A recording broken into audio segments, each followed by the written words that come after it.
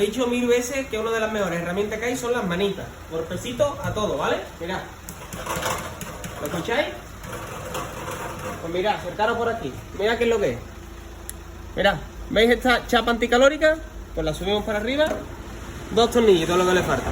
Le ponemos sus 2 tornillitos, ¿vale? Que lleva grande, obviamente ya coge más holgura, pero se le pone y solucionado. La solución siempre. Golpecito a todo, que nos cantan más de lo que nosotros nos pensamos. Saludos.